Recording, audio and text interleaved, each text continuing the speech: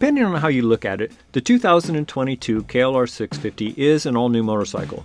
Or not. In the big picture, maybe it's not so new in that it's still a 650cc 4-stroke single with a 5-speed gearbox that puts out roughly the same horsepower that it did 30 years ago. It has that distinctive large fuel tank, and overall, it still looks like a KLR.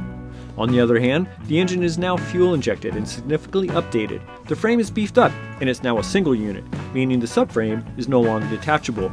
The swing arm is longer, the front end has more rake and less trail. It holds more usable fuel. The brake rotors are larger, the entire front end is redesigned. ABS is now offered, and the suspension is stiffer. Kawasaki invited Cycle News and a few other media outlets to New Mexico to ride the KLR for the first time. Over the next 2 days, we covered a little bit of everything. Open highways, twisty 2-lane mountain roads, well-maintained Forest Service dirt roads, and a touch of technical 2-track Jeep roads, with a bit of soft sand mixed in to keep our heart rates up. We even played around with some tricky silt and crossed rocky streams. Much of the riding was also done at altitude. We flirted with 10,000 feet at times.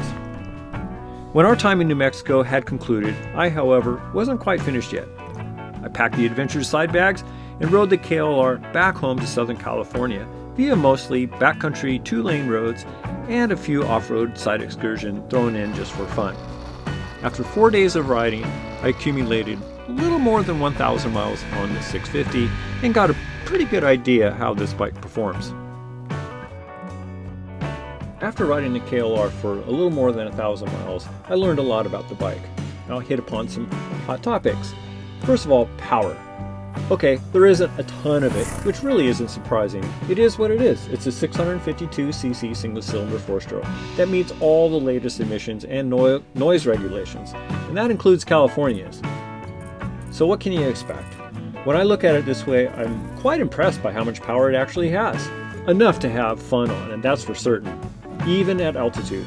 There's enough juice to make quick passes on the highways, but there are some situations where you need to do some planning, like at high elevations or up gradual inclines at speed. Sometimes you feel like you're really stretching the throttle cable to make the pass, but it'll do it. And speaking of the highways, 74 miles per hour seems to be about the magic number where it's very comfortable cruising at. Overall power is delivered smoothly, evenly, and predictably, which I really actually welcome quite a bit on the hard-packed trails. The bike is just easy to ride. And traction control? You certainly don't need that. It's got a very heavy flywheel effect, it's torquey, and the power delivery is ultra smooth. So you really don't even need anything like that. Sure, the KLR might not have that kick-in-the-butt power of higher-priced twin-cylinder dual sport or ADV bikes out there, but I'll take controllability and reliability over mega horsepower dirt bikes, especially even when I'm exploring back roads and I'm far from home. I just want something simple and easy to ride. As far as the fuel injection system, it works excellent. It's very, very smooth. There's no hesitations anywhere in the power band at all. And we rode the bike literally from sea level all the way up to 10,000 feet. And no glitches, no hesitations whatsoever. The fuel injection system works really, really well. Some people maybe feel a little as though they're not as reliable as, say, a carburetor, but I think EFI has been around long enough. Kawasaki's been using EFI systems for a long time that I just don't have an issue, or I just do not worry about the EFI failing. As far as the transmission goes, a lot of people were hoping that the KLR would be a 6-speed this year, but after riding the bike, I feel like it's fine. First gear is low enough to where you can ride the bike easily over technical terrain, and fifth gear is actually quite tall to where you're cruising along at 75, 80 miles an hour, and the engine doesn't feel like it's straining at all. It doesn't feel like it's about ready just to vibrate itself to death or anything.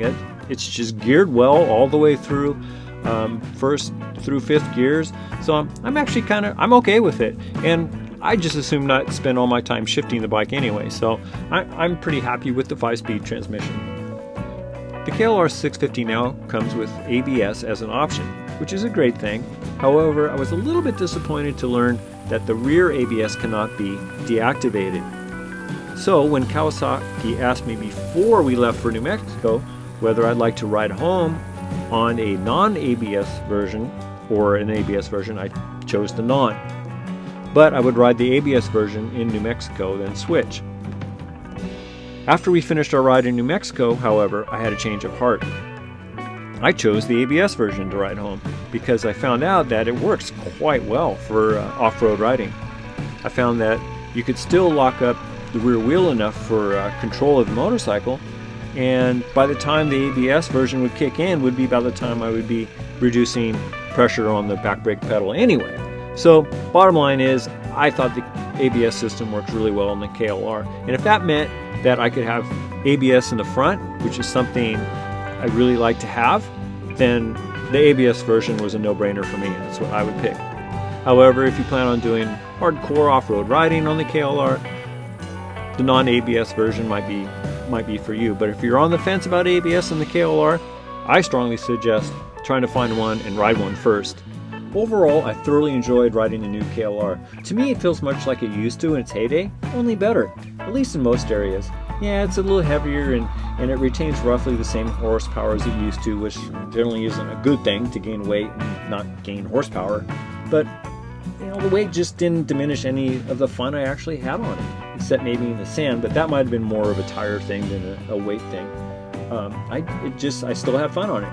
If there was anything that took a bit of a smile off my face, though, would have been the awful foot pegs and the shifter. But that seems like an easy fix to me. The front brake, which I didn't mention earlier, is a little bit soft to me. I would love to have a little bit more bite, but again, that doesn't seem like it will be a big fix.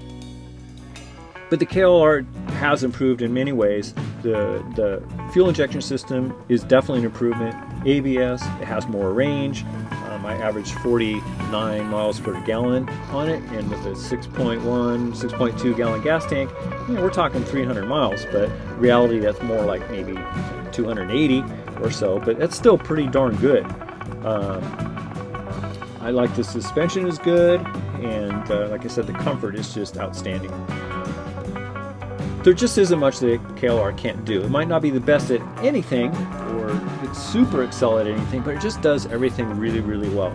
Sure, there might be lighter bikes, more powerful, better handling, more sophisticated bikes out there that you can get, but there's just one KLR. It's a motorcycle that does everything well, and even better than before. And when you figure in the price, the KLR just keeps getting better.